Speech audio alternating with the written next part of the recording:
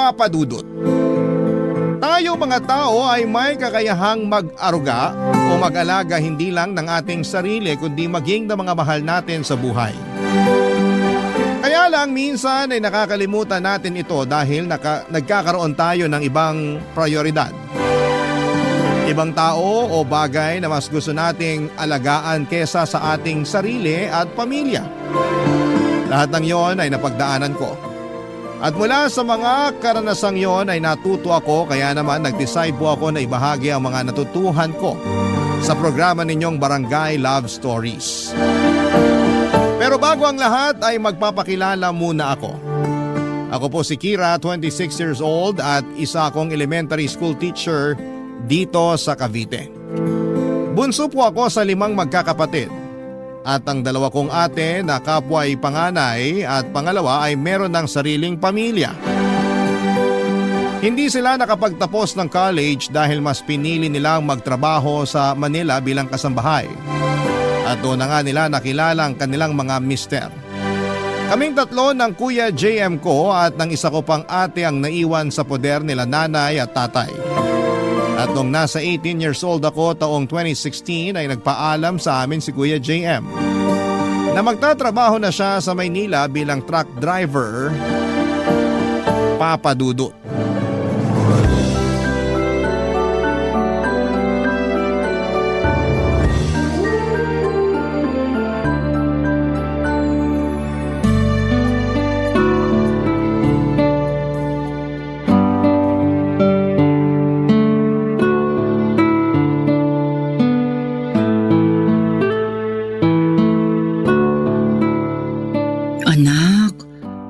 Kasi kailangan doon ka pa sa Manila magtrabaho. Hindi ba pwedeng dito na lang sa atin? Pwede naman po, Nay. Pero mas maraming oportunidad sa Manila. Katulad nitong kumpanya kung saan pinasok ako ni Ninong. Mataas ang arawan nila doon kumpara dito sa atin. Saka may pabigas pa sila buwan-buwan. Malaking tulong yun sa pamilya natin. Pero hindi ko pa rin mapigilang mag-alala. Siyempre, hindi ka naman uwian. Tapos malayo ka pa sa amin ng tatay at mga kapatid mo. Malaki naman na po si Kuya, Nay. Kayang-kaya na po niya yung sarili niya. Oo nga. Buti pa si Kira, may tiwala sa akin. May tiwala naman ako sa'yo. Nagkakaganito lang ako kasi magulang ako. Balang araw kapag naging mga magulang din kayo, maiintindihan ninyo yung nararamdaman ko. Basta ako hindi muna ako mag-aanak. Bata pa kaya ako. Dapat lang, no? Pag-aaral mo at tupagin mo, Kira. Kaya nga ako magtatrabaho sa Manila kasi gusto ko makapagtapos ka ng kolehiyo. Hayaan mo anak, babantayan kong mabuti ang si Kira. Sasabihin ko sa'yo lahat ng ginagawa niya rito. Grabe naman po kayo, Nay. O bakit? Tama lang naman yun para alam ng Kuya JM mo kung saan napupunta yung perang kinikita niya. Hindi ko naman po sasayangin sa kung saan-saan ang pera ni Kuya. Huwag na po kayong mag-alala. Sa bagay, tama rin naman si Kira. Kasi simula pa lang elementary, consistent honor student na siya. Kaya naniniwala ako na makakapagtapos siya ng college. Oo naman. Pangarap ko rin naman makapagtapos eh. Pangarap din ng buong pamilya yan. Kaya sana wag mong sayangin yung pagkakataon na binigay sa'yo. Kuya naman eh. Kung magsalita ka parang musmus pa rin na bata ang turing mo sa akin. Siyempre gets ko na yung sinasabi mo. Pangako, mag-aaral ako ng mabuti at magtatapos ng kolehiyo. Pangako yan ha? Oo nga. Pero JM, bibisita ka pa rin naman dito sa atin, di ba? Opo, kapag holiday po. Susubukan ko rin umuwi kapag rest day. Pero di po ako mangangako. Ha? Bakit naman? Sinabihan na kasi ako ni Ninong na hindi raw fix yung oras ng uwian naming mga driver. Lalo kung malayo yung pagdidelivera namin. Baka raw sobrang late na kami makauwi sa barracks. E di itulog na lang daw namin imbis na umalis pa. Sa bagay, nakakapagod nga yun. Huwag na kasi kayo masyadong clingy kay Kuya. Nandito naman kami ni Ate. Ano bang pinagsasasabi mong masyadong clingy dyan? Kung makaasta kayo, parang mawawalan kayo ng anak. Natural! Mapapalayo sa atin yung kuya mo. Oo nga po. Pero hindi naman kayo ganyan kaklingi sa 2 ate namin nung umalis at nagtrabaho sa Manila. Alam ko na. Siguro kasi paborito niyo talaga si Kuya JM. Ano bang pinagsasasabi mong bata ka? Totoo naman, di ba? Kasi siya lang yung nag-iisang lalaki sa aming magkakapatid. Kaya paborito niyo siya ni tatay. Si Kuya JM din ang pinakamasipag at matulungin. Buti naman at alam mong masipag at matulungin ang kuya mo. Kaya sana, pag alis niya, maging masipag at matulungin ka rin rito, lalo na sa bahay natin. Sakit niyo naman magsalita. Masipag at matulungin naman po ako Nauutusan naman ako. Oo nga, pero laging may kabuntot na reklamo. Kuya naman. Totoo naman, kaya huwag ka ng mga tuwiran. Tapos magtataka ka pa kung bakit malungkot ako na aalis ang kuya mo? Sabi ko nga po hindi na. Basta, Nay, huwag na kayong masyadong malungkot. Kasi kaya ko naman ang sarili ko. Saka lagi akong tatawag kay Kira para kumustahin kayo. Huwag naman lagi. Kasi baka tulog ako nun. Sige ka, hindi ko masasagot yung tawag mo. Tingnan mo, wala pa nga, nagrereklamo ka na naman. Joke lang kuya. Basta ingat ka dun ha. Kami na bahala kina nanay at tatay. Papa Dudut, 23 years old na si Kuya JM ng mga panahong yon. Dahil nga siya na ang tumatayong panganay matapos magsipag-asawa ng dalawa naming ate, ginawa ni Kuya ang lahat ng makakaya niya para makatulong sa aming pamilya. Pero bata pa lamang ay masipag na talaga si Kuya Papa Dudut. Siya ang pinakamatalungin sa aming magkakapatid. Nag-iisang lalaki rin kaya paborito ni nanay at tatay si Kuya. Pero katulad ng iba kong mga ate ay hindi na nakapagtapos ng college si Kuya dahil mas pinili niyang maghanap buhay. Nabaldado kasi ang tatay namin matapos nitong ma-stroke. Simula noon ay naging taong bahay na ito habang inaalagaan ni nanay at si Kuya na ang tumayong padre di pamilya. Kahit malungkot ang mga magulang namin, sa pag-alis ni Kuya ay masaya naman ako kasi nangako siya sa akin na pagtatapusin niya ako ng kolehiyo. Mataas kasi ang pangarap ko para sa aking sarili. Ayokong gumaya sa mga kapatid ko na mas pinili na magtrabaho na lamang kesa magtapos ng pag-aaral. Bukod doon ay alam ko na magiging proud sa akin ang mga magulang namin dahil ako pa lang ang magiging kauna-unahang college graduate sa pamilya. Mabilis na lumipas ang isang buwan. Walang mintis ang pagtawag sa akin ni Kuya JM upang kumustahin kami. Lalong-lalo na ang kalagayan nila nanay at tatay, Papa Dudut.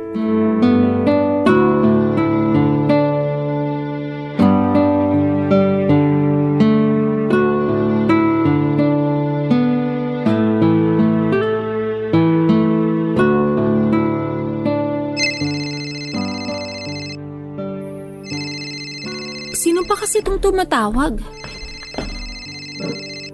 Si Kuya pala. Sagutin ko na nga. Hello, Kuya? Bakit ang tagal mo namang sagutin? Sorry kasi kababalik ko lang. Inutusan ako ni Nanay bumili ng toyo sa tindahan tsaka yelo. Medyo galit na nga siya kasi kinulang daw yung toyo niya pang adobo. Tapos hindi pa niya mautusan si ate dahil busy sa ibang bagay. Kaya ayun, naiwan ko na yung cellphone ko kasi nga nagmamadali ako. Ganun ba? Oo. Pero bakit ka napatawag? May nangyari ba dyan? Wala naman. Gusto ko lang kayong kumustahin nila nanay at tatay. Okay lang naman kami. Pero si nanay pala inuubo tsaka sinisipon kasi naulan na nung isang araw. Uminom na ba siya ng gamot? Oo, kaya lang minsan ang tigas ng ulo. Paanong matigas ang ulo? Tinatamad uminom ng gamot kasi ganito, ganyan. Basta ang daming dahilan. Siyempre pinagsasabihan ko naman siya na paano siya gagaling agad kung hindi siya iinom ng gamot. Pero nangangatwira na itutubig na lang daw. Kaya lang pati ba naman yun kinakatamaran? Kasi pag umiinom daw siya ng tubig, lagi naman siyang naiihi. Ano ba naman yan si nanay? Pasaway! Sinabi mo pa. Ikaw nga magsabi dun, kuya. Baka sakaling makinig sa'yo. Kasi baka mapanot na ako kakaulit-ulit. Sige, pakausap ako kay nanay. Sige. Nay! Nay! Halika rito! Bakit ba sumisigaw ka, Kira? Nasa malapit lang naman ako. Huwag na po kayo ma-high blood. Sige kayo, baka sumakit batok nyo. Kung batukan kaya kita. Grabe naman po kayo. Bakit mo ba kasi ako tinatawag? Si kuya po nasa phone. Kausapin daw kayo. Ganun ba? Sana kanina mo pa sinabi. Akin na nga yung cellphone mo. Ito po. Hello, JM. Hello, Nay. Naku, buti naman napatawag ka, anak. Miss na kita eh. Miss na miss agad, nung isang araw lang tumawag din si kuya. Mabuti pa, tignan mo muna yung ulam natin doon, kumalambot na. Kesa naman yung sumasabat-sabat ka sa usapan namin ng kuya mo. Okay Saway po. na to. Kalma lang kayo. Baka ma-high blood kayo niyan. Paano ako kakalma? Ikaw ba naman ang araw-araw kasama sa bahay ang kapatid mong si Kira? Napakapalasagot at mahilig mga tuwiran. Ganun na ba ngayon ng mga kabataan? Hayaan niyo po at pagsasabihan ko para hindi na kayo laging nagagalit. Hindi naman ako laging galit. Ngayon lang to kasi nga may nararamdaman ako. Nabanggit nga po sa akin ni Kira na may ubod-sipon kayo kasi naulanan kayo nung nakaraan. Oo eh. Lumabas ako noon para kunin yung padala mo. Kaso biglang buhos ng ulan nung malapit na ako sa bahay natin. Imbis na sumilong, tumakbo na lang ako para makauwi na. Kaso naabutan pa rin ako ng ulan. Pero ayos naman ako. Yan po ba yung ayos? May iniinom naman na akong gamot. Na kinatatamaran nyo rin daw inumin. Yan ba yung sinabi nung magaling mong kapatid? Opo, at mukhang tama nga siya. Ay, Nay naman, paano kayo gagaling yan agad kung hindi nyo iniinom yung gamot nyo? Hindi rin daw kayo umiinom ng tubig kasi nagrereklamo kayo na laging nagbabanyo. Baka naman ma-dehydrate kayo niyan. Sorry anak ha. Pasensya na talaga. Okay lang po, basta wag na po kayong maging pasaway. Para rin naman sa inyo yan. Para gumaling kayo agad. Kasi baka mapagastos pa tayo ng malaki pag lumala yung sakit nyo. Oo naisip ko rin yan. O hayaan mo, simula ngayon, iinumin ko na yung gamot ko. Kay Kuya Ay, kabayo. JM lang pala kayo susunod eh. Bakit naman nanggugulat ka dyan, Kira? Hindi naman po ako nang gugulat. Kakakapin nyo yan. Ewan ko sa'yo.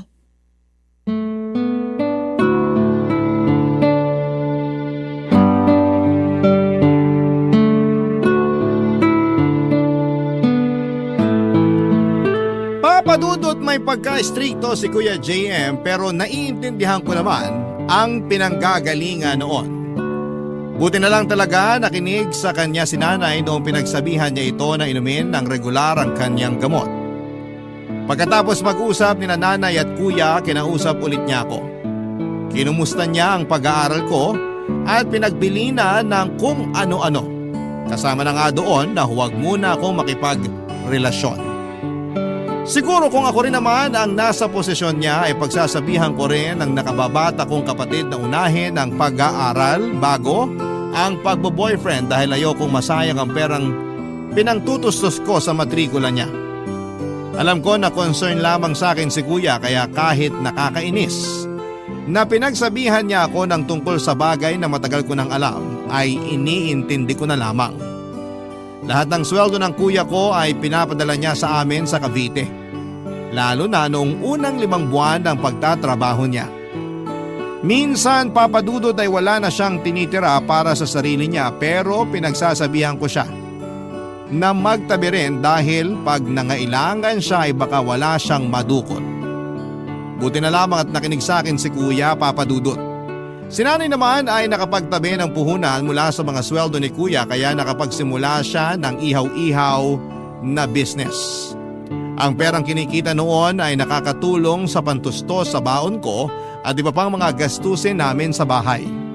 Masasabi ko na kahit mahirap lang ang pamilya namin ay masaya kami at kontento dahil nakakaraos kami sa pang-araw-araw.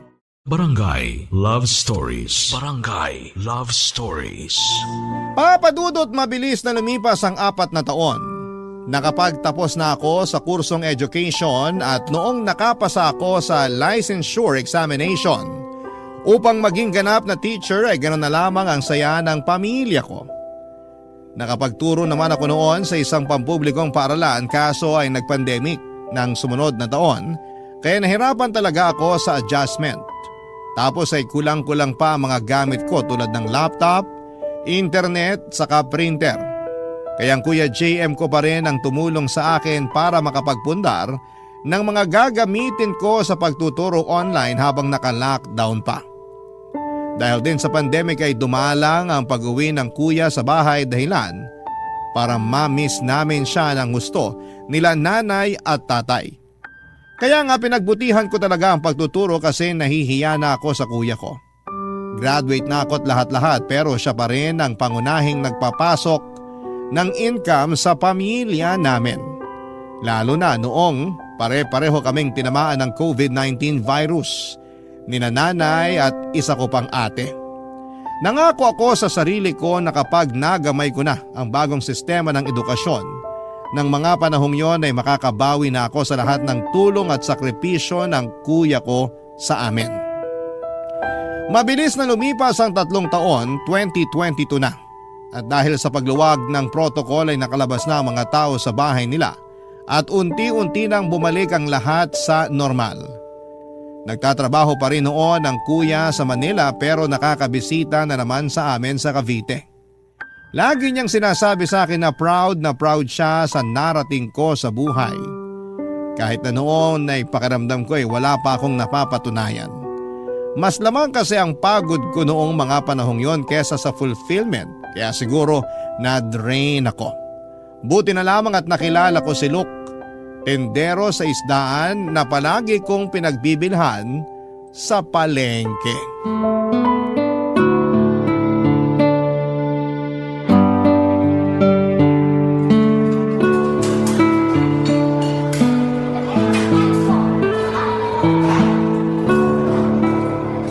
Itong burger para sa'yo, pati itong pineapple juice. Tapos, itong fries naman tsaka apple pie sa akin. Thank you. Napaka-gentleman mo talaga. Siyempre, ganun talaga pag mahal mo. Naks naman. Mabuti pa, kumain ka na. Mukhang pagod na pagod ka eh. Oo, pagod na pagod talaga ako. Grabe yung mga estudyante ko, sobrang hyper. Pero mahal ko yung mga yun Alam ko na mahal mo mga estudyante mo. Nakikita ko na dedicated ka sa pagtuturo mo. Kaya nga bilib na bilib ako sa'yo eh. Ikaw naman, wag mo na akong bulahin. Hindi kita binubola no. Nagsasabi lang ako ng totoo. O sige na. Sa bagay, kahit yung unang beses pa lang kita nakilala, ganyan ka na. Anong ganito na ako? Yung mahilig magsabi ng kung ano-ano magagandang bagay sa akin. Kagaya nung lagi mong pagpapaalala na maganda ako. Kahit na mukha na talaga akong stress at pagod. Tapos yung sinasabi mong mahalaga ako, lalo kapag feeling down ako o malungkot lang. Ano pa ba? Basta marami. Sa totoo lang, diyan mo ko nakuha, kaya nga pumayag akong ligawan mo eh. Hindi lang naman kita basta gusto, Kire. Mahal kita. At kapag naging tayo, ikaw na mismo magsasawa sa kapapaalala ko sa'yo kung gaano kita kamahal. Promise, hindi ka mapapagod? Mapapagod saan? Namahalin ako kapag naging tayo. Ngayon nga na naniligaw pa lang ako sa'yo, hindi ko nararamdaman yun eh. Paano pa kaya pag naging tayo? Wala lang. Naisip ko lang. Kasi karamihan sa mga kakilala kong babae, pare-pareho yung naging karanasan nila sa mga boyfriend nila pagkatapos nilang sagutin. Yung bang nagbago raw bigla, nawala yung pagmamahal na todo-todo nung nanliligaw pa lang. Kaya ngayon pa lang, tinatanong na kita kung hindi ka mapapagod sa akin. Hindi naman lahat ng lalaki pare-pareho. Tsaka, ibahin mo ako sa mga boyfriend ng mga kakilala mo. May paninindigan ako at isang salita. Hinding-hindi ako mapapagod sa pagmamahal ko sa'yo. At pag naging tayo, lalo lang kitang mamahalin ng gusto. Ang totoo, mahal na rin kita, Luke. Talaga? Mahal mo na rin ako? Oo, kasi sa'yo ko lang naramdaman yung pag-aalaga na hindi ko akalaing kailangan ko pala. Ha? Anong ibig mong sabihin? Mas sanay kasi ako na ako yung nag-aalaga, lalo na sa bahay namin. Hindi ba alam mo naman yung kondisyon ng tatay ko? Oo, nakwento mo sa akin na na-stroke siya. Oo. Tapos matanda na rin ang nanay namin. At ako lang din ang kasakasama nila sa bahay. Ako lang yung inaasahan nila kahit na nagtatrabaho na rin ako. Kaya nga mas lalo mo ako napabilib eh. Kasi marami ka nang ginagawa sa eskwelahan. Pag uwi mo, marami ka pang ginagawa sa inyo. Hindi na nga ganun karami simula nagturo ako. Noon kasi ako talaga yung naaasahan ni nanay na magpaligo kay tatay. Pero ngayon hindi ko na siya masyadong natutulungan. Ang hirap kayang paliguan ni tatay kasi mabigat. Kaya ginagawa ng nanay ko pag hindi niya na kaya, kasi mag-isa lang siya, pinupunasan na lang ng basang tuwalya. Tapos sa susunod na araw na lang namin paliliguan kahit napuyat at pagod din ako. Yung iba mong mga kapatid, wala bang plano na umuwi man lang para tulungan kayo sa pag-aalaga sa mga magulang nyo? Yung dalawang ate ko, may sariling pamilya na yun. Iba doon maliliit pa mga anak kaya hindi maiwan-iwan. Yung kuya ko naman, busy sa pagtatrabaho sa Manila. Siya na yung bumubuhay sa amin simula ng mabaldado si tatay. Kaya ang maitutulong ko na lang sa kanya, alagaan ang mga magulang namin. Kaya mas lalo mong deserve na mahalin at alagaan kasi ilang taon din na ikaw yung nag-aalaga tapos di naman yun nasusuklian. Siguro kaya ako dumating sa buhay mo para maramdaman mo naman kung paano yung ikaw na yung inaalagaan. Salamat, Luke. Malaking bagay yung pagmamahal, pag-aalaga at suporta mo sa akin. Akala ko noon, kaya ko na mabuhay na kasama lang yung mga magulang ko. Iba pala kapag may katuwang sa buhay na nagpaparamdam sa akin ng pagmamahal at pag-aalaga. Kaya nga sinasagot na kita. Pumapahig na ako maging girlfriend mo. Talaga? Talaga. Wow! Girlfriend ko na yung babaeng mahal ko! Napakaswerte ko! Papadudot gwapo si Luke, artistahin ang mukha na kahawig ni Radson Flores ng Voltes 5, legacy ng GMA. Sikat na sikat siya sa hilera ng mga isdaan sa palengke namin, kaya ewan ko ba kung paanong nagkagusto siya sa katulad ko. Hindi naman sa minamalit ko ang sarili ko, masasabi ko namang may itsura ko. Pero para mapansin ng isang katulad ni Luke ay ewan ko na lang talaga kung paano yon nangyari. Basta ang natatandaan ko noon ay mabait na talaga siya sa akin. Mahilig makipagkwentuhan kapag ako ang customer niya.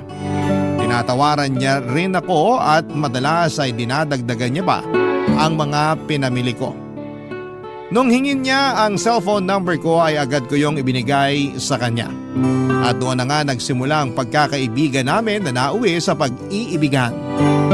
Nang sagutin ko si Luke ay nakaramdam ako ng labis na saya at gaan sa damdamin. Maalaga kasi siya at first time ko lang maalagaan dahil simula nang umalis si Kuya JM sa bahay namin para magtrabaho ay ako na ang umiintindi kina nanay at tatay. Yung ate ko kasing isa ay nakahanap na rin ng trabaho sa Rizal noong naalis ang quarantine. Hindi na rin naman buwabata ang mga magulang namin at kasabay ng pagtuturo ko ang responsibilidad na alagaan sila, papadudot. Bagay na hindi ko naman nirereklamo pero aminado akong nakakapagod din. Mabilis na nagdaan ang isang taon at masasabi ko na sobrang nagpapasalamat ako sa Diyos dahil dumating sa buhay ko si Luke.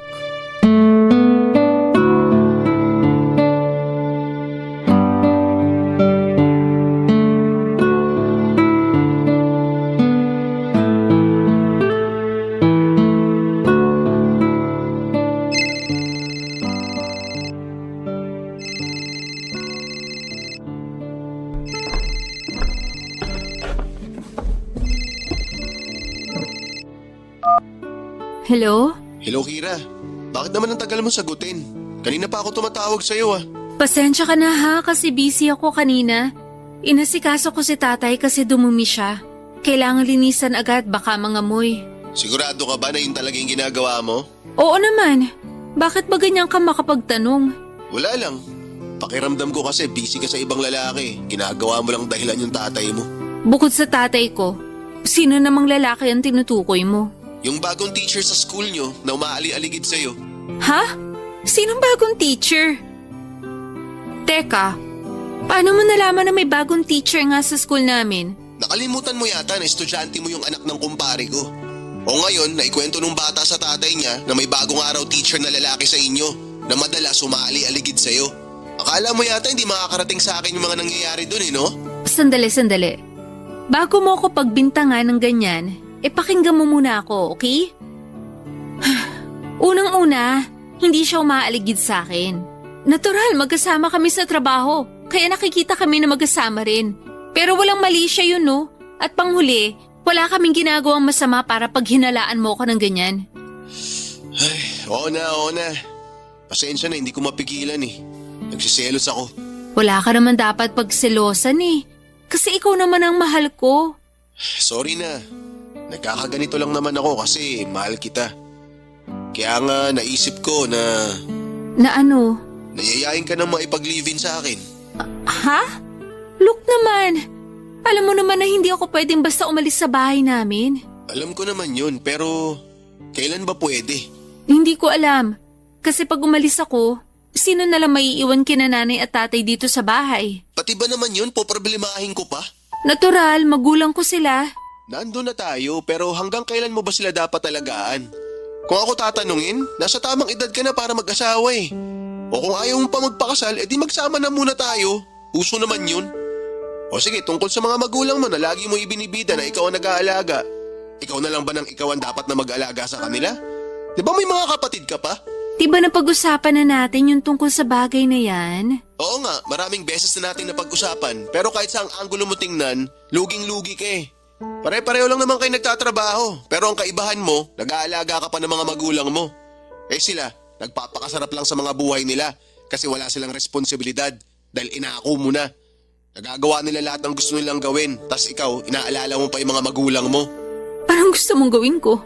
Iwan sina nanay at tatay para makipag-live-in sa'yo? Oo, kasi di ba mahal mo naman ako? Mahal kita. Pero mahal ko rin naman ang mga magulang ko. Yan ang hirap sa'yo eh. Mga magulang mo lang mahal mo. Saan naman ang galing yan? Alam mong hindi yan totoo. Kasasabi ko lang na mahal kita, di ba? Kung mahal mo talaga ako, papayag ka sa gusto kong mangyari. Hindi naman mahirap gawin yun eh. Tsaka 1 taon na tayo magkarelasyon. Sapat na panahon na yun para magsama na tayong dalawa. Ewan ko. Pero pwede bang pag-isipan ko muna? Pag-iisipan mo pa talaga? Ay, sige, pag-isipan mo. Pero wag mong tagalan ha. Pag nainip ako, iiwan talaga kita, sinasabi ko sa'yo.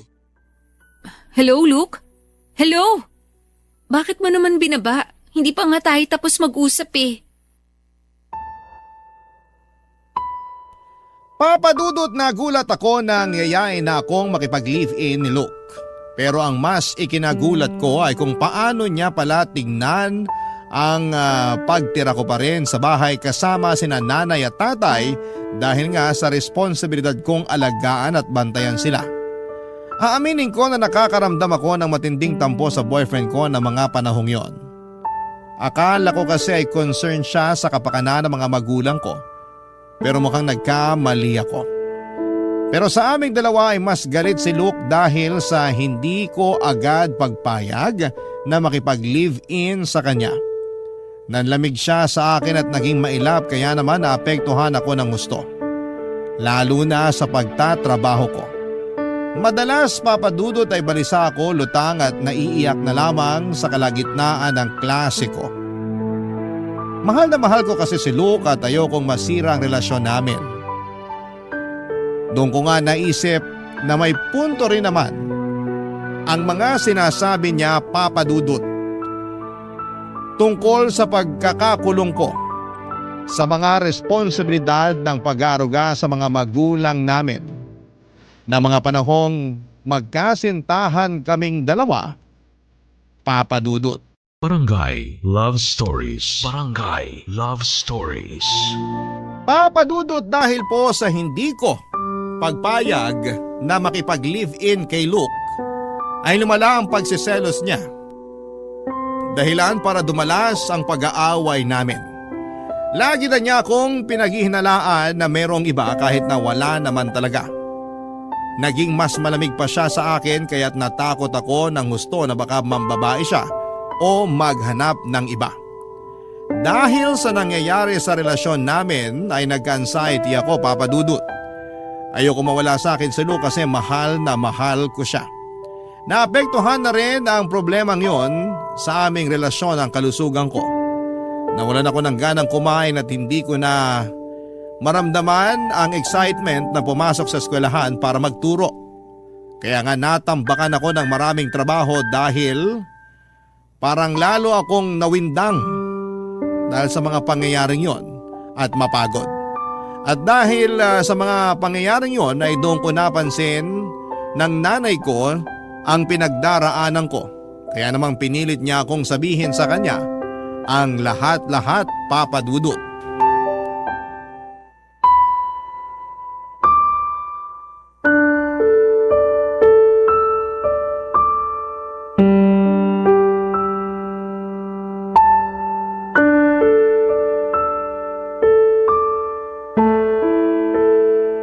Napapansin ko lagi kang balisa anak ka.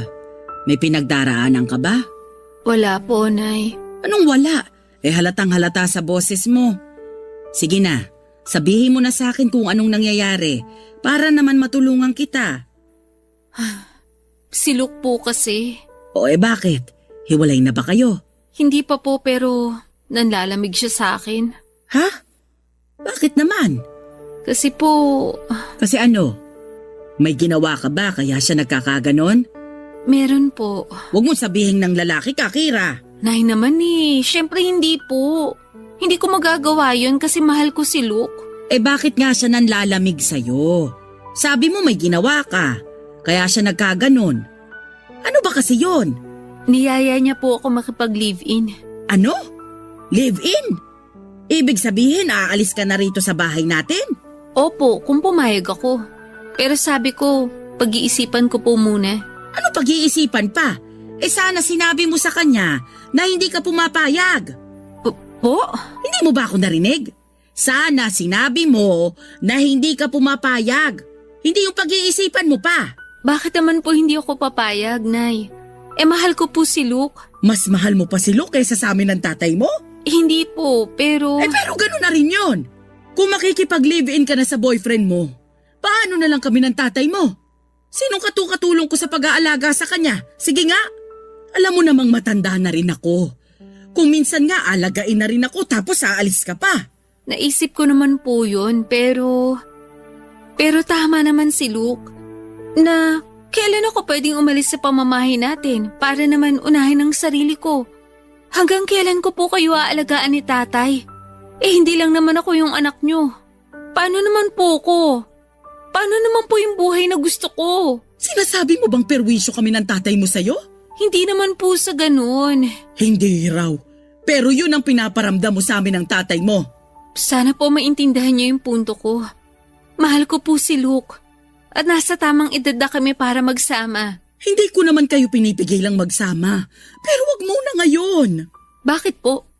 Para lalo niyo ako makulong sa responsibilidad ng pag-aaruga sa inyo ni tatay? Napakawalang utang na loob mo. Kung makapagsalita ka, akala mo hindi mo kami magulang ah. Sa totoo lang, pagod na po akong alagaan kayo ni tatay. Pagod na ako sa pagtatrabaho. Pagod na ako sa buhay ko. Buti pa sina kuya at yung ibang mga ate ko, nagagawa nila kung anong gusto nila. Pero paano naman ako? Parang hindi naman po kasi patas. Ilang taong ko na rin kayo inaalagaan ni tatay. At kahit na ngayon na may sarili na akong trabaho, inaalagaan ko pa rin kayo kahit napapagod na ako. Tapos akala ko susuportahan niyo ako sa gusto ko mangyari sa relasyon namin ni Luke. Yun pala, kayo pa yung mangunguna na pagbawalan akong gawin yung bagay na gusto ko. Umalis ka! Sige! Gawin mo na ang gusto mo! Total, masamang anak ka naman eh! Makasarili! Akala mo may mararating ka sa ugali mong yan? Sisiguraduhin kong makakarating sa Kuya JM mo yung sinabi mo sa akin. Tignan natin kung hindi magalit sa iyo yung kuya mo.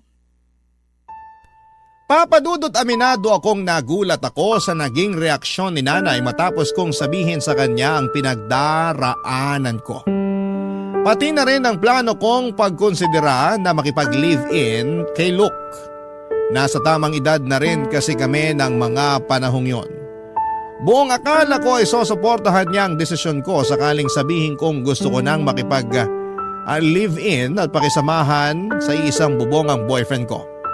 Pero dahil nga sa mga sinabi niya sa akin ay napatunayan ko na tama nga si Luke. Na makasarili ang mga magulang ko dahil ayaw nila akong palayain sa responsibilidad ng pag-aaruga sa kanila. Hindi nga nagtagal ay nakarating sa kaalaman ng kuya ko ang sumbong ni nanay tungkol sa pag-uusap namin. At tulad ng inaasahan ay galit na galit sa akin ang kapatid ko noong tinawagan niya ako sa cellphone. Dismayado raw siya sa akin dahil mas gusto ko pang iwanan ng mga magulang namin at sumama sa iba kesa alagaan sila.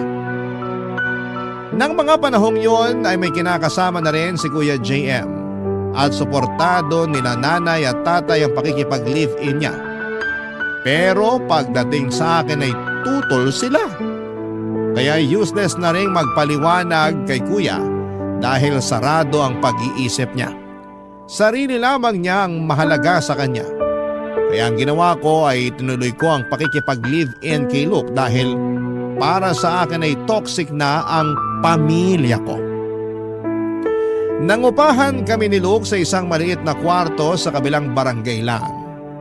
Pero pagkalipas ng 2 buwan, iba't ibang tao ang pumupunta sa inuupahan namin para singilin ng utang ang kinakasama ko. At nang tanungin ko siya tungkol doon ay inamin niya na may mga inutangan nga siyang tao pero hindi niya masabi sa akin kung saan niya dinala o ginamit ang pera. Nagalit ako sa kanya pero mas nagalit siya sa akin. Ang ending, Papa Dudut, ako na lang ang nagbayad ng mga utang niya kahit masama ang loob ko. Pero may mas isasama pa pala ang loob ko sa kinakasama ko. Lalo noong lumala ang adeksyon niya sa pag-inom ng alak. Lagi na siyang naglalasing at ang dahilan niya ay natanggal daw siya sa pinagtatrabahuhang isdaan. Ang dinig ko naman ay ayaw na raw sa kanya ng may-ari dahil hindi naman pagtatrabaho, kundi pag-online games lang ang inaatupag niya. Dahil nga sa mga nangyari, sa akin niya binunton ng frustration niya. At paglasing siya, ay pinagbubuhatan niya ako ng kamay. 2 buwan ko ring tiniis ang pananakit niya sa akin dahil mahal ko siya. Hanggang isang araw ay kinumusta ako ng Kuya JM ko nung umuwi siya sa amin sa Cavite. Tinawagan niya ako sa cellphone at nakiusap siyang umuwi ako sa bahay para makita nila nanay at tatay dahil miss na raw nila ako, Papa Dudut.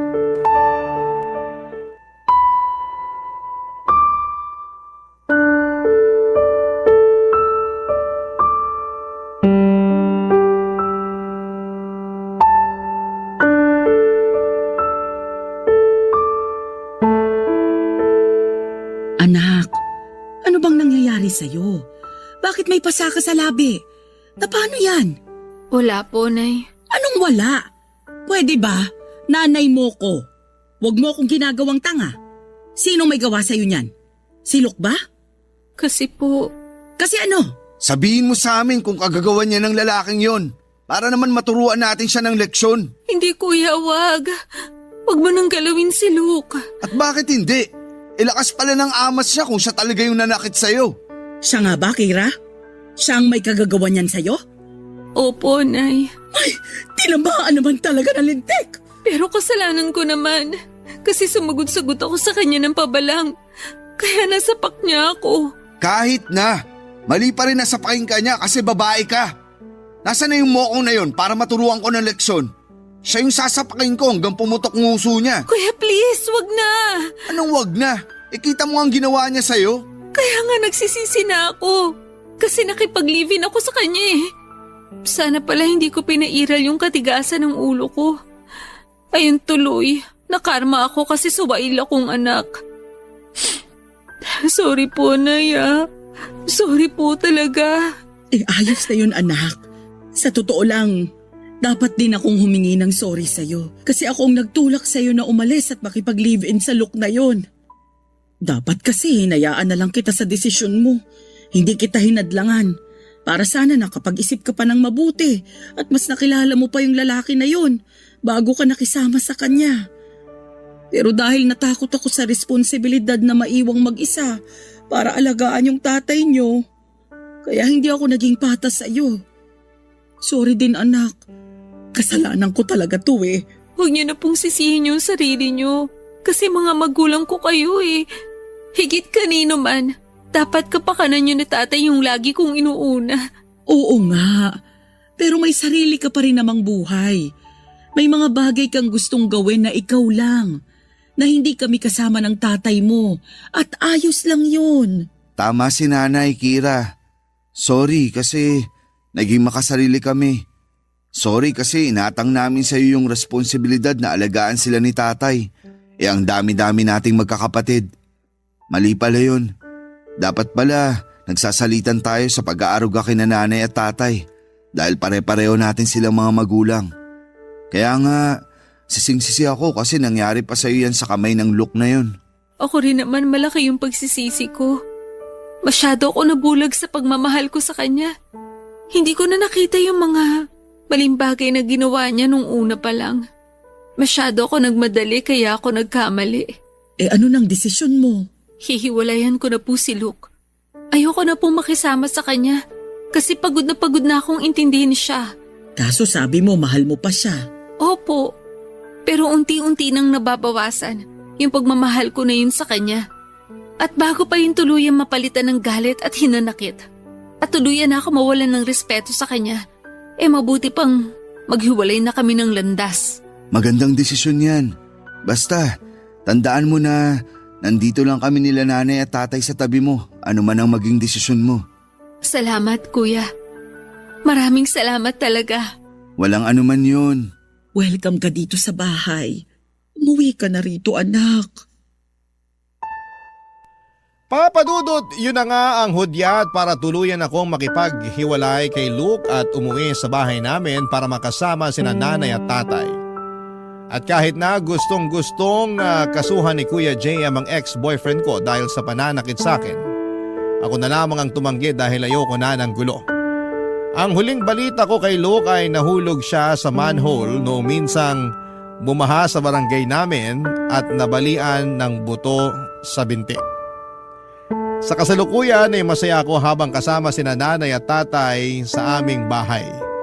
Lumipat na rin pala sa Cavite sina Kuya JM at ang misis niya matapos nilang ikasal last month, kaya naman mas malapit na sila sa amin. Lagi rin silang nasa bahay tuwing linggo para makipagbanding kina nanay at tatay at makinig sa barangay love stories.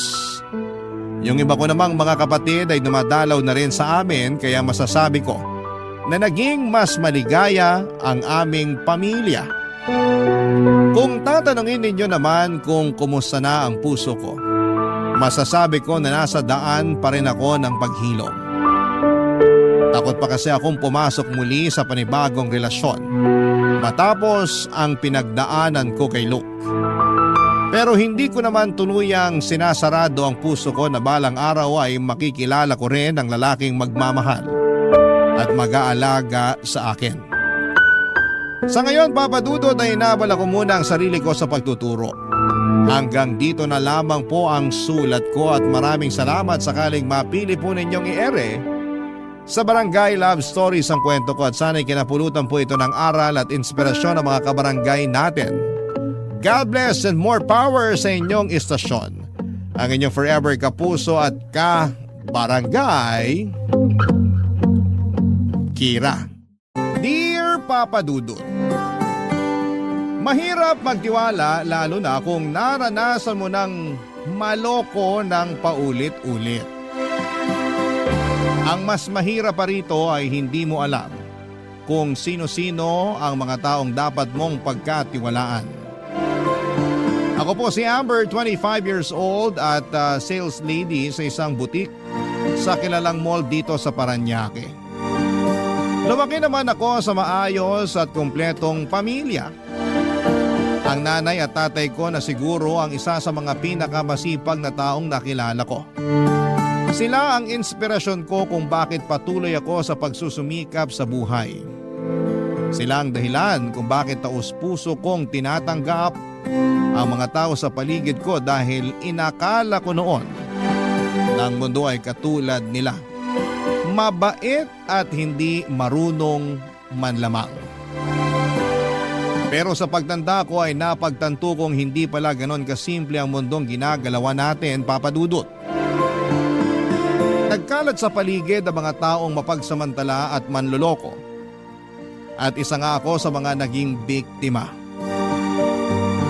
Mula sa pagiging mapagtiwala ay nagsimula akong magkaroon ng trust issues sa mga tao simula nang paulit-ulit akong niloko ng mga taong pinagkatiwalaan ko.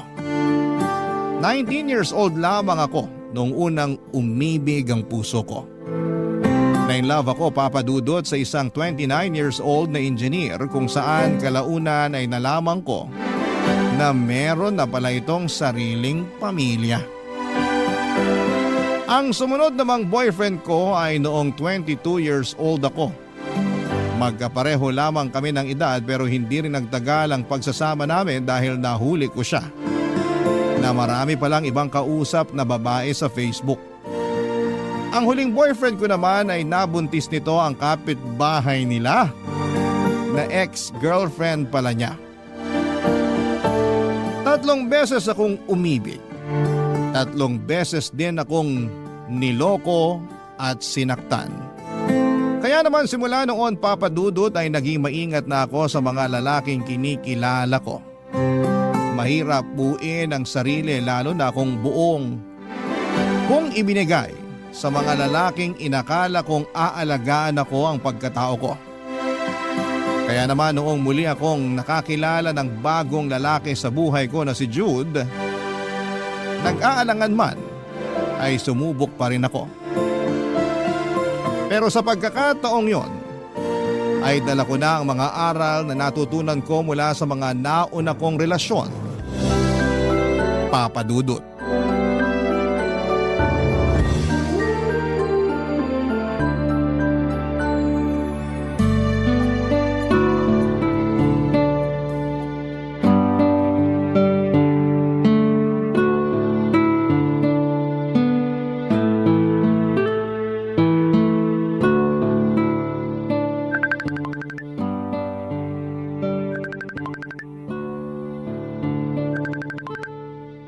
Hello?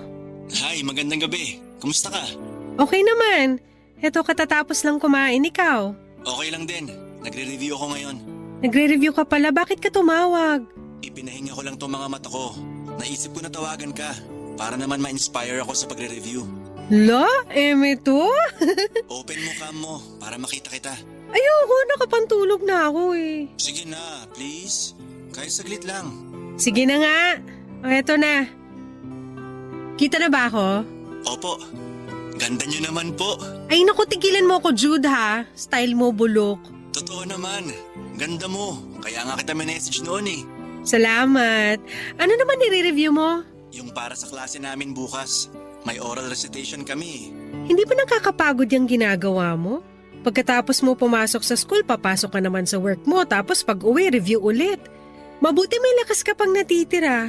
Nakakapagod pero kailangan gawin eh. Huwag mo sanang masamain tong tanong ko ha, pero paanong hanggang ngayon nag-aaral ka pa rin? Lagi ka bang bagsak sa klase? Hindi naman. Wala kaming pera eh. Kaya nakailang beses akong tumigil. Bilang bunso, mas priority ng mga magulang ko noon na pag-aralin sina ate at kuya. Kaso pagkatapos graduate, nagkapamilya agad sila. Kaya imbis na matulungan ako sa pag-aaral, hindi na nila nagawa kasi may kanya-kanya na silang pamilya na ginagastusan. Kaya ka nagtatrabaho ngayon para matustusan mo yung pag-aaral mo? Ganon na nga. Kung hindi ko gagawin yon, hindi ako makakapag-aral. At alam naman natin na kapag wala kang diploma, pahirapan ang makahanap ng trabaho. Totoo naman yan. Pero grabe ang pagod mo nun. Nasanay na lang din yung katawan ko.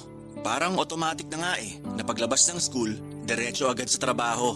Pagka-uwi, maliligo, kakain, magre-review, matutulog. Pero syempre ngayon, nagbago na yung routine ko. Paanong nagbago? Syempre, bago matulog, kailangan makausap muna kita para masarap tulog ko. Bebe time kumbaga. Baby time ka dyan. Hindi pa nga tayo magjowa, ikaw talaga. Pero malapit na naman, di ba? Ewan ko.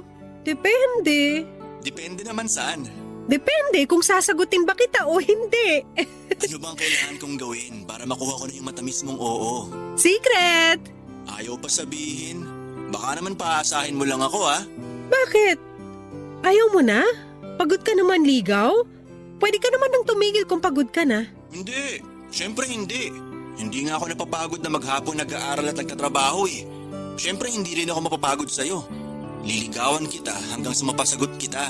Tignan nga natin kung hanggang saan ka tatagal. Strong to. Mukha lang ako mahina tingnan. Pero determinado akong tao. Sus! Sinasabi mo lang yan kasi nanliligaw ka. Alam mo, hindi mo naman kailangan magpakapagod para mapasagot ako eh. Magpakatotoo ka lang. Huwag mo kong gawing priority mo kasi may mas mahalaga ka pang goal sa buhay kaysa sa akin. Nasa panahon na lang yan kung babagay ba talaga tayo o hindi. Ano bang klaseng boyfriend yung hinahanap mo? Isang ugali lang naman yung gusto ko sa isang lalaki. At yun yung kapag loyal siya. Diyan nagsisimula ang lahat eh. Kapag loyal ang boyfriend, masaya ang girlfriend. Kapag loyal ang tao, walang problema, walang gulo. Kapag loyal ang partner mo, may peace of mind ka. Yun lang ang kailangan mong patunayan sa akin. Yun lang ba? Madali lang naman pala eh. Loyal naman ako kaya huwag ka mag-alala. Nasa tamang tao ka na. Ewan ko sa'yo. Mag-review ka na nga dyan. Baka ako pa masisi kapag bumagsak ka sa recitation niyo bukas. Matutulog na rin ako. Oh sige, good night. Sleep well. Salamat. Ikaw din, huwag masyado magpupuyat. Wala bang I love you dyan? Ay, tigilan mo ako. Mag-review ka na dyan. Okay, sige. Bye-bye na. Bye! Sa Facebook ko lang nakilala si Jude Papadudut. Nagsimula ang lahat noong nag-reply siya sa isa sa mga stories ko. Hindi kami close at hindi ko siya kilala noong mga panahong yon. Pero napansin ko na matagal na pala kaming friends sa Facebook. Nung i-check ko ang profile niya ay may tsura naman siya.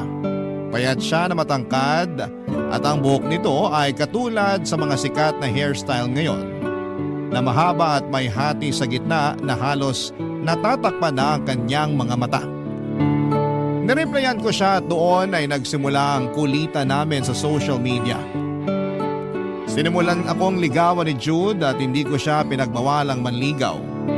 Pero inunahan ko na siya at sinabihan na hindi ako nagpapadalos-dalos pagdating sa pag-ibig. Gusto kong patunayan muna ng lalaki ang sincerity niya bago ko siya sagutin at yun na nga ang ginawa ni Jude sa mga sumunod na buwan. Naging magkaibigan kami habang nililigawan niya ako at ayos lang naman daw sa kanya yon. Sa pamamagitan noon ay mas lalo ko pang nakilala ang binata. Mahiyaing tao si Jude at masyado siyang seryoso sa buhay. Pero kapag kaming dalawa lang ang magkasama, ay lumalabas ang pagiging makulit nito at palakwento.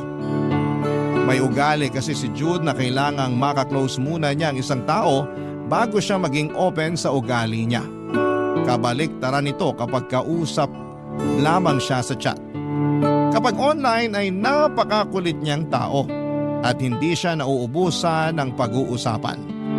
Hindi nga naglaon ay naging magaan din ang loob ko kay Jude hanggang sa unti-unti ko ring ibinigay ang buong tiwala ko sa kanya. Matapos nga ang ilang buwang panliligaw ay sinagot ko na siya at opisyal ko siyang naging boyfriend. Papadudut.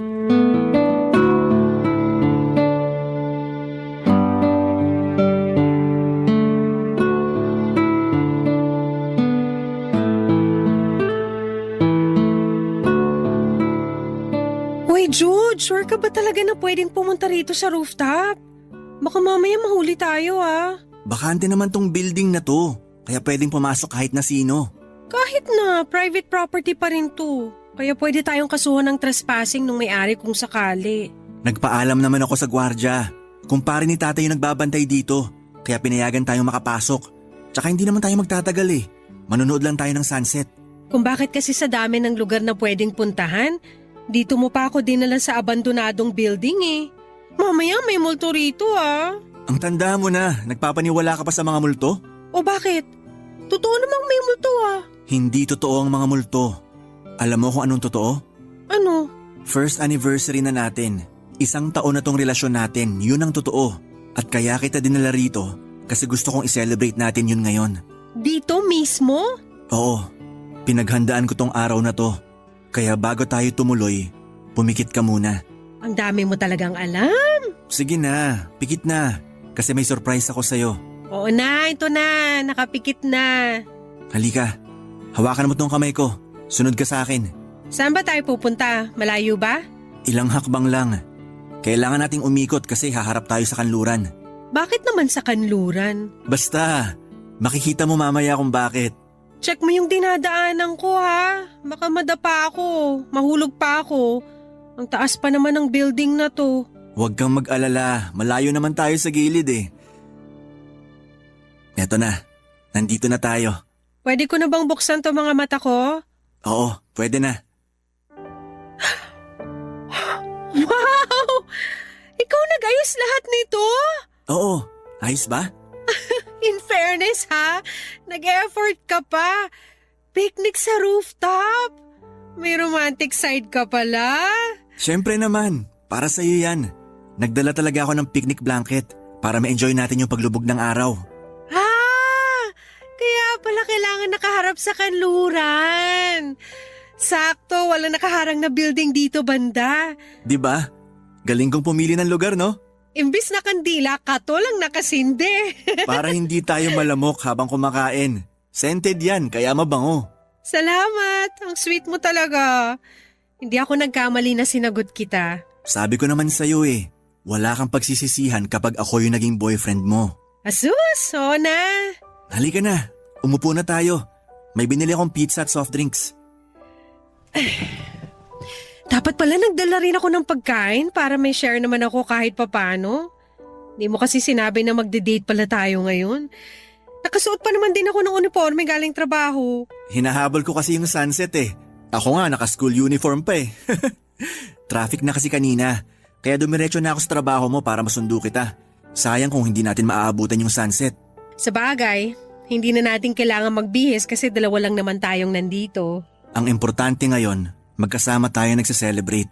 Totoo naman. Salamat, Jude. First time ko lang makaranas ng ganito. Para sa'yo, gagawin ko ang lahat. Mapasaya lang kita. Promise, gagawin ko rin ang lahat para maibalik sa'yo lahat ng efforts na ginagawa mo sa akin. Ikaw pa lang, solve na ako Ay naku, napakabulero mo talaga. Kumain na nga tayo bago pa lumamig tong pizzang dala mo. Kanina pa yan kaya baka malamig na yan ngayon. Eh di kain tayo ng malamig na pizza. Papadudod si Jude yung best example ng taong tinatawag nila ngayong nonchalant. Kung hindi mo siya tatanungin ay hindi niya sasabihin sa'yo kung ano ang nararamdaman niya. Hindi rin siya mahilig lumabas at karaniwan ay sa bahay, eskwela, trabaho lang siya namamalagi. Wala siyang bisyo dahil ayon sa kanya ay wala naman daw siyang sapat na yaman para gumasto sa mga bagay na magsasayang lang ng pera. Proud ako sa kanya dahil sobrang focus siya sa mga priority niya sa buhay at yon ay ang makapagtapos ng pag-aaral at makatulong sa kanyang pamilya. Wala akong problema kay Jude pero may isang bagay akong kinakabahala para sa kanya at yon ay ang paglapit ng tukso sa kanya. May itsura si Jude at malakas ang datingan nito dahil sa pagiging tahimik at misteryoso niya. Hindi na ako magtataka pa kung marami mang babae ang nagpaparamdam sa kanya, lalo na sa school nila. Sa katunayan ay nakwento sa akin ni Jude na may isang kaklase siyang siniship sa kanya. Very vocal daw kasi yung babae at hindi na sekreto sa buong klase nila na nagkakagusto ito sa boyfriend ko. Kilig na kilig daw yung babae tuwing tinutokso sila sa klase kahit na hindi naman siya pinapatulan ni Jude. Aaminin ko na nakaramdam ako ng selos. Medyo na-threat ako sa isiping may babaeng nagkakagusto sa boyfriend ko lalo na at hindi ko naman siya mabantayan araw-araw. Ganon pa man papadudod ay lagi naman akong ina-assure ni Jude na biruan lamang ang mga nangyayari sa eskwelahan nila at never siyang magkakagusto sa kaklase niyang yon. Pero bilang isang girlfriend papadudod, hindi ko maiwasang mag-overthink lalo na't araw-araw silang nagkakasama at nagkikita. Doon na po ako nagsimulang magkaroon ng trust issues sa nobyo ko ng mga panahong yon, papadudod. Barangay Love Stories. Barangay Love Stories. Papadudod para sa isang babaeng ilang beses nang niloko ng mga kalalakihan. Mahirap kalabanin ang isipang mahilig mag-overthink. Simula nung nalaman ko ang tungkol sa babaeng nagkakagusto kay Jude ay lagi na ako nag-iisip ng masama sa boyfriend ko. Kapag mabagal siyang mag-reply ay napapaisip ako kung may iba ba siyang kachat o baka ayaw na ba niya akong kausap kaya hindi siya nagre-reply. Hindi rin ako makatulog sa gabi dahil laging tumatakbo sa isipan ko kung ano ang ginagawa ni Jude after naming mag-usap sa cellphone. Kung natutulog na ba siya kaagad o baka naman may iba pa siyang katawagan. Lagi ko noong tinetest si Jude at hinuhuli kung may ibang babae ba siyang kinakausap. Dumating nga noon sa puntong gumawa pa ako ng fake account at gumagamit pa ako ng peking pangalan at picture ng magandang babae para i-chat siya. Nagpanggap ako na interesado ako sa kanya at nilandi ko siya online gamit ang peking Facebook. Sakalang napanatag ang loob ko nung hindi kinagat ni Jude ang sinet up ko para sa kanya. Ikinuwento pa nga niya sa akin na may babae raw na nagchat-chat sa kanya sa Facebook kahit na alam kong ako naman yon at ibang pangalan lamang ang ginamit ko. Napatunayan ko noong time na yon na loyal nga sa akin si Jude. Agad ko ring dinilit yung Facebook na ginamit ko para sa kanya at saka bumawi sa boyfriend ko. Papa Dudut, may isang araw noon na kailangan magstay ni Jude ng late sa eskwelahan nila dahil may research silang tinatapos. Naisip ko na puntahan siya sa eskwelahan nila pagkatapos ng trabaho ko. Sinamahan ko siya sa research na ginawa niya at para na rin mabakuran ko siya at makita ng mga kaklase niyang meron siyang girlfriend. After noon ay lumabas kami at inilibre ko siya ng dinner, Papa Dudut.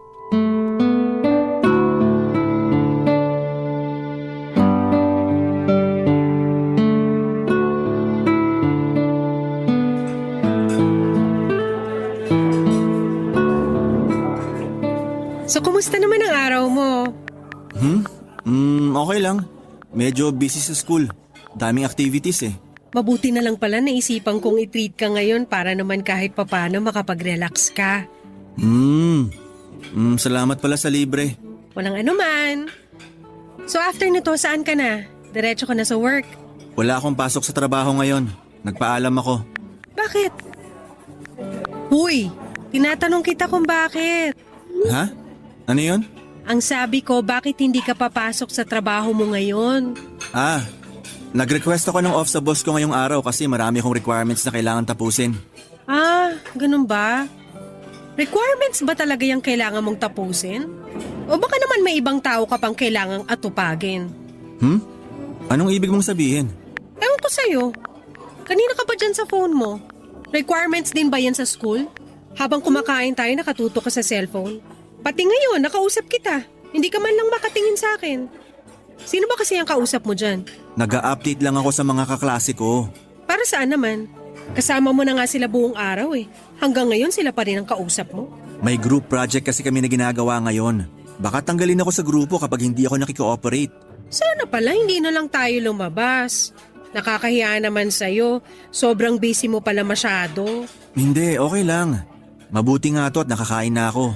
Para pwede na akong dumiretso sa bahay ng kaklase ko mamaya. Talaga? Okay. Psst. At talagang wala kang interes sa akin ngayon, ha? Ano? Sorry, hindi kita narinig. Sandali, re-replyan ko lang tong tanong ng classmate ko. Alam mo, nakakainis ka. Panira ka ng mood eh. Ang saya-saya ko kanina, excited pa man din ako na makasama ka. Pero ikaw, parang wala kang kaharap ngayon na girlfriend ah. Pasensya na. Eto na, ibababa ko na tong phone ko. Ano ulit yung sinasabi mo? Wala. Uwi na lang tayo. Teka, hindi pa ako tapos kumain eh. Ayun kasi, cellphone ka ng cellphone. Dapat kung magkasama tayo, walang gamitan ng phone. Kanina pa ako tapos kumain tapos ikaw hindi ka pa nangangalahati sa kinakain mo. Sorry na. Kailangan ko lang talaga mag-reply kasi ongoing yung paggawa nila sa report namin. Actually, ako nga lang yung wala ngayon dun eh. So ako pa pala yung may kasalanan na hindi kayo kumpleto ngayon. Sana sinabi mo kanina para hindi na lang tayo lumabas, diba? Hindi naman sa ganon. Nagpaalam naman ako sa kanila. May ilang tanong lang sila tungkol sa parte na nakatoka sa akin. Fina-finalize na kasi nila yung report namin. Bukas na kami magpipresent eh. Umuwi na tayo para makapunta ka na dyan sa paggawa ng report nyo. Baka mamaya ako pa sisihin ng mga kaklase mo. Ubusin ko lang to. Sayang yung pagkain eh. Bahala ka dyan, uuwi na ako. Amber, teka lang. Nagtatampo ka na naman ba? Sino namang hindi maiinis? Nag-effort pa ako na sunduin ka sa school nyo para lang makasama kita ngayon tapos ganito gagawin mo sa akin? Sorry na. Babawi ako sa susunod. Kahit wag na. Uuwi na lang ako. Sandali, ihatid na kita. Hindi wag na. Doon ka na sa mga kaklase mo. Amber naman eh. Amber, sandali lang. Sanay na po si Jude sa pagiging moody ko kaya naman kahit galit ay hindi siya naiinis. Never niyang sinabayan ang galit ko at tuwing tinotoyo ako ay hinahayaan lamang niya akong maglabas ng sama ng loob ko. At pagkatapos noon ay saka niya ako susuyuin. Alam niyang overthinker ako kaya naman ginagawa niya ang best niyang umiwas sa mga bagay na maaaring ikasira ng utak ko. Palagi rin niya akong sinasabihan na hindi siya magloloko na never siyang tutulad sa mga naging ex ko. Sa mga pagkakataong ganoon ay napapanatag ako ng ilang araw pero after that ay babalik ulit ang pagdududa na nararamdaman ko. Sa mga sumunod pang buwan, papadudot ay mas lalong lumala ang pag-overthink ko. Isa nga sa mga dahilan nito ay palagi kasi akong nakakapanood ng cheating videos sa isang online video app. Marami akong nababasang experiences ng mga kababaihan at kung paano sila niloloko ng mga boyfriend nila. Sa panahon ngayon ay marami na raw modernong paraan ng pag-cheat at yon ang nagtitrigger sa anxiety na nararamdaman ko. Inilista ko ang mga iba't ibang cheating style na napapanood ko online at sinubukan ko itong i-check kay Jude kung ginagawa ba niya ang mga ito. Una, sa contact list daw ng isang cheater ay may mga phone numbers na nakasave na aakalain mong hindi importanteng tao. Kunwari pangalan ito ng tropa nilang lalaki o contact number ng isang kainan. Pero ang totoo ay phone number pala yon ng babae nila.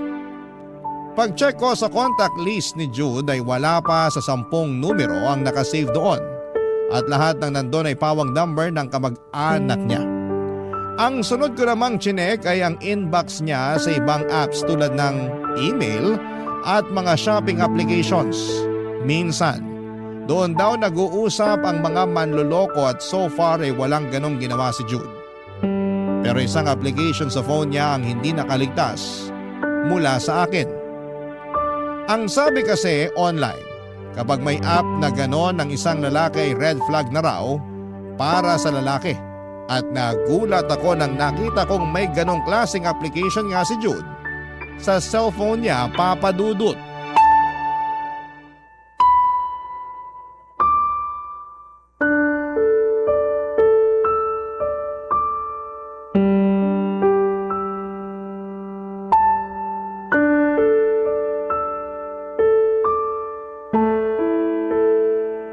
Jude, pahiram ng phone mo.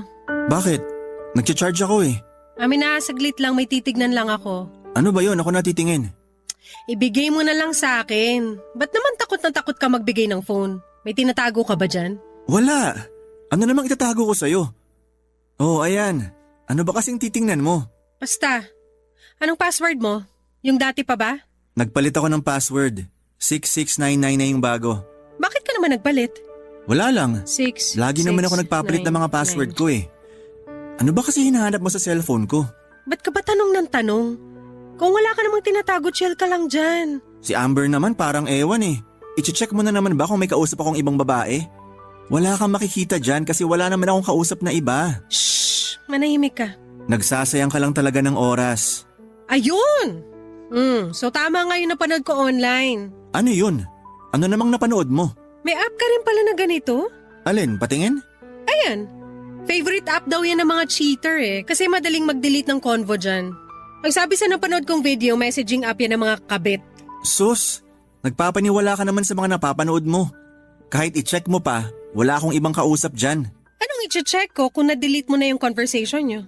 Wala akong i-delete na convo kasi wala naman akong kachat sa app na yan. Eh bakit meron ka niyan? Para saan yan? May Facebook ka naman. Ba't mo kailangan ng ganyan? Dito ko ina-upload yung mga picture at video sa phone ko kapag na-full na yung memory ko. Tingnan mo, kahit i-check mo pa, puro pictures ko lang yung nandyan. Patingin?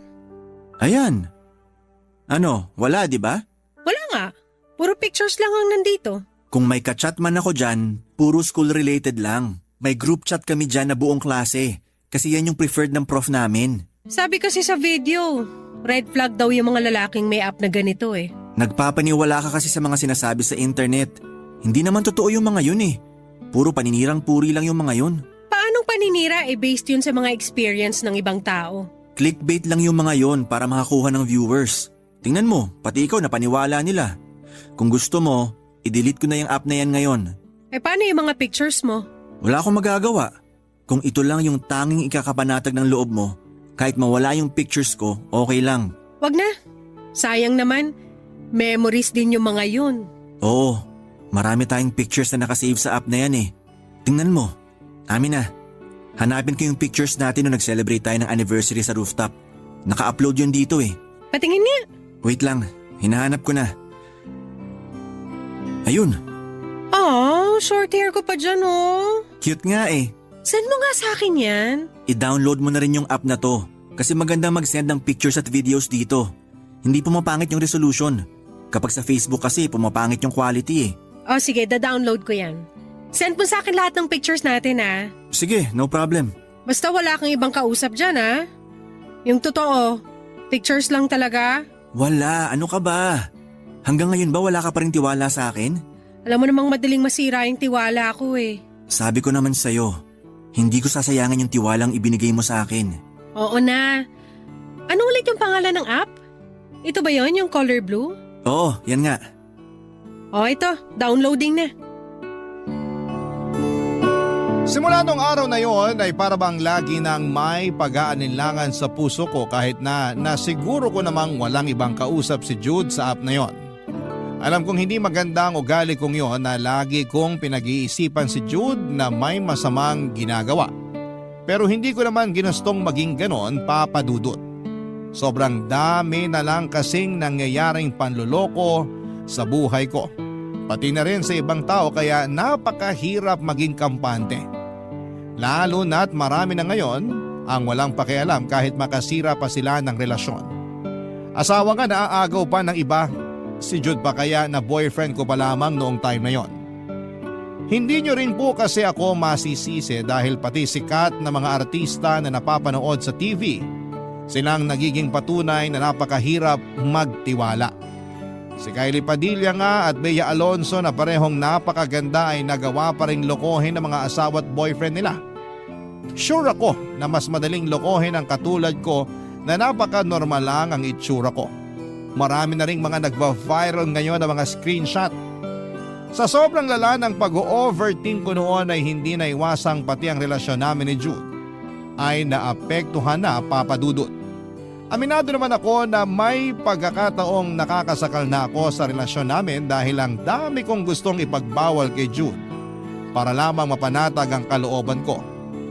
Nariyan, Papa Dudut, na pinablock ko sa kanya ang mga babaeng nagchat-chat sa kanya. Hindi ko rin siya pinapasama sa mga outing nila kasama ang classmates niya dahil nga natithreaten ako sa kaklase niyang nagkaka-crush sa kanya. Marami akong ipinagbawal kay Jude pero sa kabila noon ay nagulat ako kasi tumatalima naman siya sa mga ipinag-uutos ko. Kahit nga minsan ay sumosobra na ako.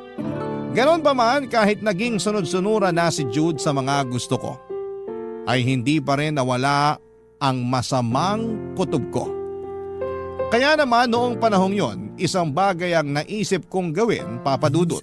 Barangay Love Stories. Barangay Love Stories. Papa Dudut, nanonood lamang ako noon ng mga video online nung dumaan sa feed ko ang video ng isang babaeng gumagawa ng mga loyalty test. Dahil sa ginagawa niya ay maraming lalaki ang napapatunayang niloloko pala ang mga girlfriend nila. Ang sistema magpapanggap ang babae na itatago na lang natin sa pangalang Nina. Magkukunwari siyang interesado sa lalaki at lalandiin niya ito sa utos na rin ng mga babaeng gustong ipa-loyalty test ang kanya-kanyang nobyo. Kapag kumagat ang lalaki at nakipag-meet kay Nina, ay sa kanya i-video ang mga pangyayari at ipapadala niya ito sa girlfriend na nagpapa-loyalty test para may pruweba ang ginagawa nilang panluloko. Dahil sa kanya ay maraming relasyon ang nasira dahil lang hindi makapagpigil ang mga lalaking sineset up niya.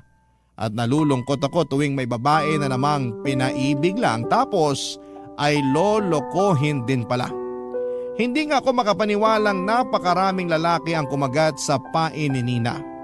Maganda rin naman kasi siya kaya naiintindihan ko kung bakit willing ang mga lalaking mag-cheat para lamang sa kanya. Ang hindi ko lang magets ay kung bakit napakadali para sa mga lalaking yon na lokohin ang mga girlfriends nila. Ilang araw ang lumipas ay naengganyo rin akong ipa-loyalty test si Jude Papadudut.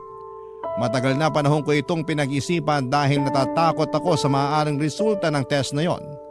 Pero dahil desidido kong malaman kung totoo nga bang loyal sa akin ang boyfriend ko, ay kinontak ko si Nina para magpatulong sa kanya. Sa pamamagitan ng message ay tinanong ko kung anong oras siya available para matawagan ko siya at makausap Papadudut.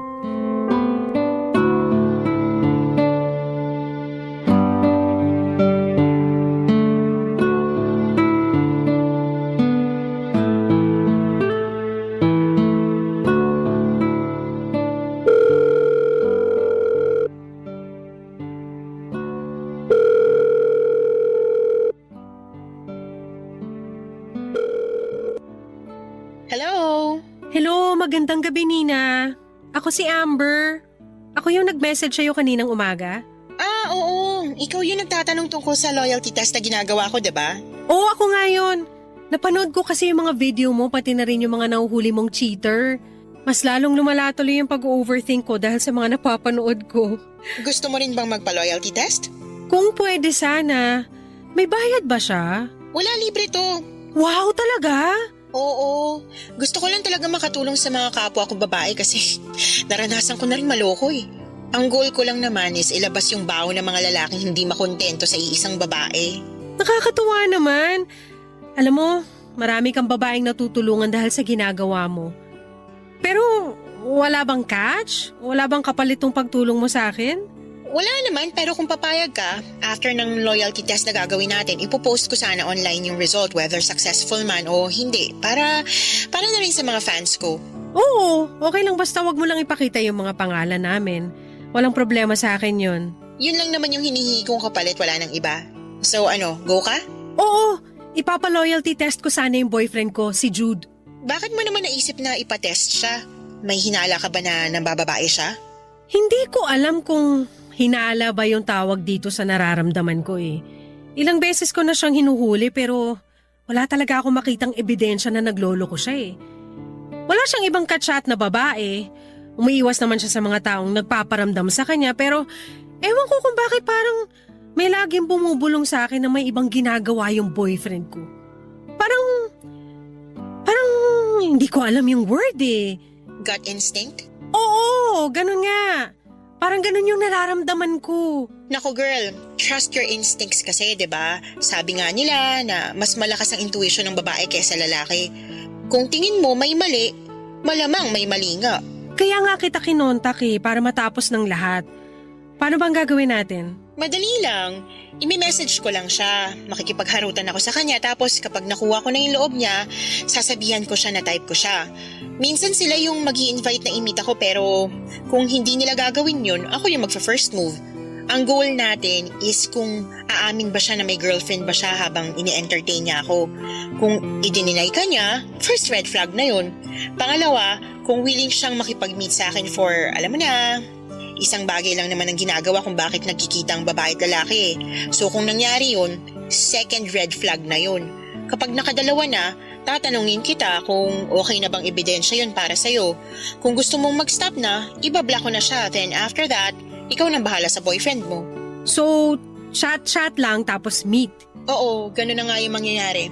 Ano, okay lang ba sa'yo yun? Okay lang. Kailan ka magsisimula? Kung gusto mo kahit ngayon na, ano ba yung Facebook niya? Ime-message ko sa'yo mamaya. O sige, may tip ka ba sa akin kung paano ko siya i-approach? Hindi siya masyadong makwento sa simula, lalo na kapag hindi ka niya kilala. Pero kapag gumaan na loob niya sa'yo, magiging madaldal na yon. Mahilig siya sa anime. Kunin mo kuliti niya sa pamamagitan nun. Sakto, marami akong knowledge tungkol sa anime. Otaku rin ako eh. Easy na lang to para sa akin. Okay, sige. Ikaw nang bahala. Kinakabahan ka ba? Medyo. Baka kasi hindi maganda yung kalabasan ng loyalty test na to eh. Natatakot ako na baka masaktan ulit tong puso ko. Huwag kang matakot. Kung hindi siya kumagat sa pain, di maganda. Pero kung naisip niya magloko, good riddance siya, girl. Mas maganda yung mas maaga mong malaman. Balitaan mo na lang ako kung ganon. Alright, I got you, girl. Huwag kang mag-alala. Agad na ginawa ni Nina ang trabaho niya. Gamit ang personal account niya sa Facebook ay nag-message siya kay Jude.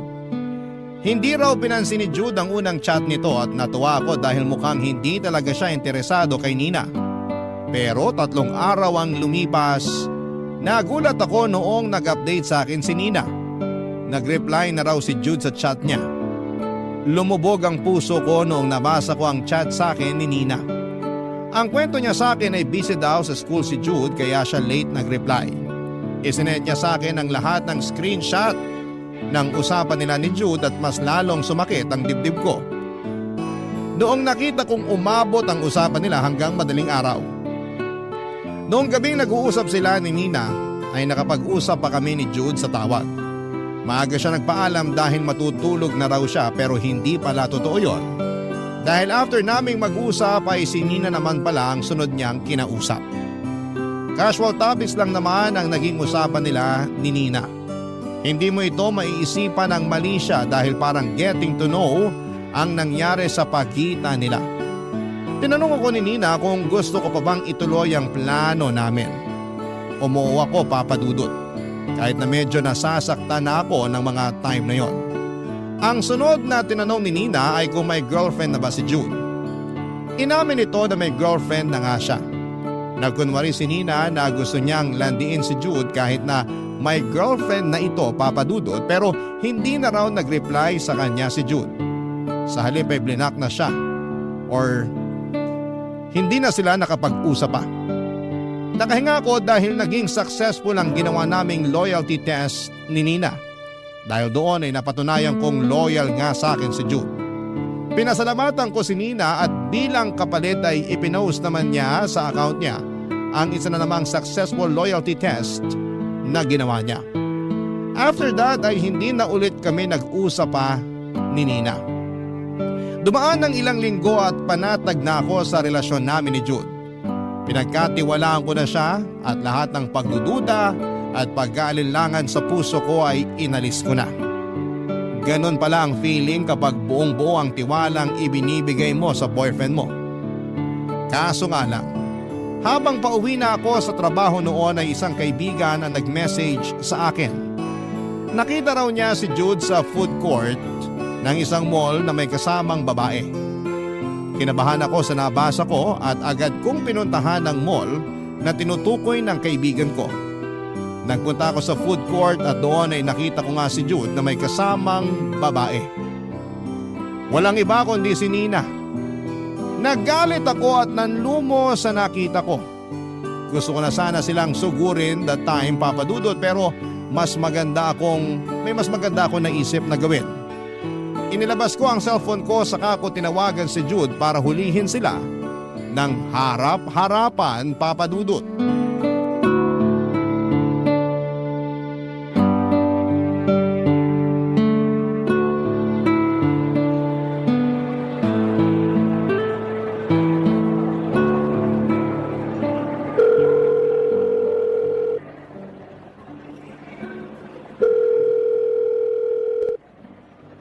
Hello, Amber? Napatawag ka. Busy ka ba? Labas tayo? Pasensya na. Nandito pa ako sa school ngayon eh. May tinatapos pa ako. School? Pero bakit parang ang ingay naman dyan? May event kasi rito kaya medyo maingay. Maraming tao. Sorry talaga, busy lang.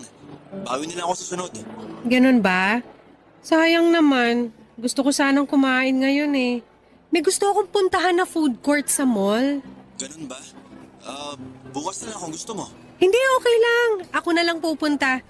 Actually, naglalakad na ako ngayon papunta sa food court na sinasabi ko. Nasa labas ka? Saan banda? Dito lang. Malalaman mo kung saan in 3, 2, 1. Hello? Amber? Hello? Pinatay ko na yung tawag. Amber? Ba't pa tayo mag-uusap sa cellphone kung pwede naman tayong mag-usap ng personal, 'di ba? Anong ginagawa mo rito? Ako yung tinatanong mo kung ano yung ginagawa ko rito? Hindi ba dapat ikaw yung tinatanong ko niyan? Akala ko ba nasa school ka? Busy ka, di ba? Sa bagay, totoo nga naman. Busy ka sa ibang babae. Hi, Nina! Amber, Nagkakamali ka ng iniisip. Magpapaliwanag ako. Hindi eh. Tama yung iniisip ko. Huwag mo na subukang lumusot pa kasi huling-huli na kita.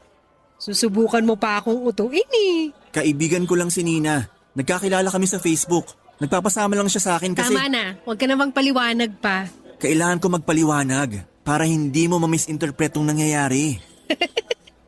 Wala ka na ipapaliwanag, Jude. Ako yung magpapaliwanag. Totoo yung sinabi ni Jude, walang mali siya tong pagkikita namin. Nagpasama lang talaga ako sa kanya kasi... Isa ka pa. Ano to? Loyalty test extended version? Di ba nga binla ka na ni Jude?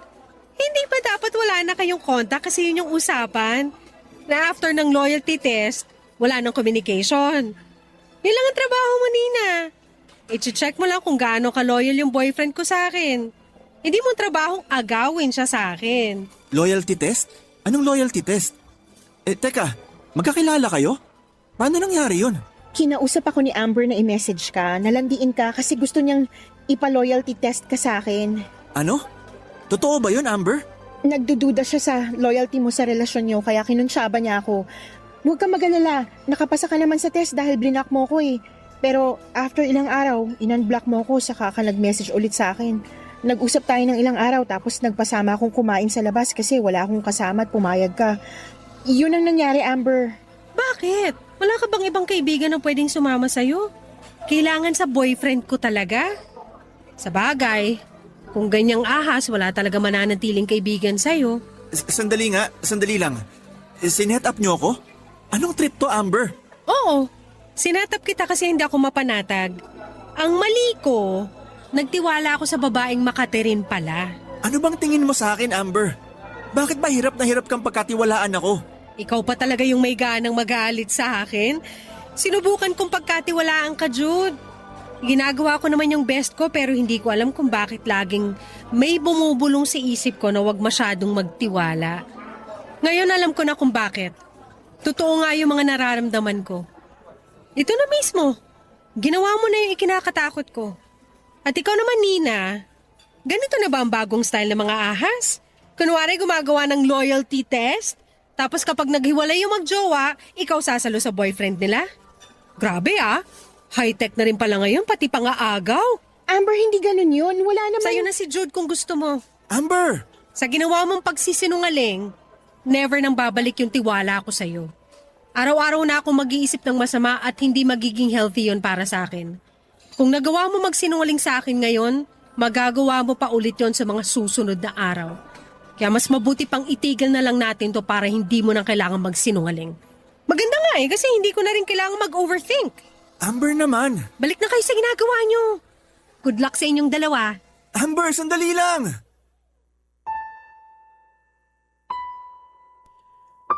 Hindi ako mapagbigay ng second chances, Papa Dudut.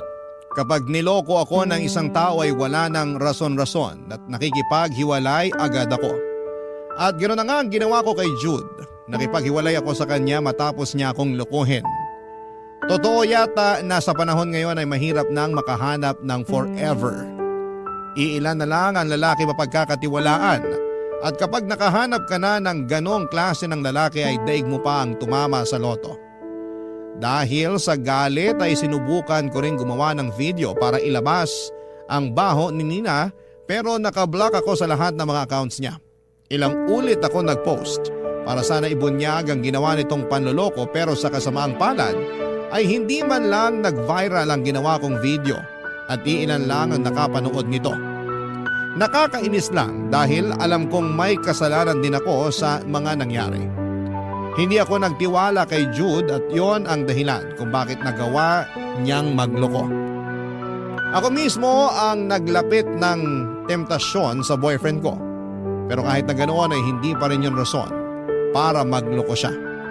Sa huli ay nasa kanya pa rin kung gugustuhin niyang mag-cheat at yun na nga ang ginawa niya, Papa Dudut. Mas pinili niya ang mag-cheat. Kinalimutan ko na lang ang nangyari at nasaktan man ako pero katulad ng dati nagpatuloy pa rin ako sa buhay.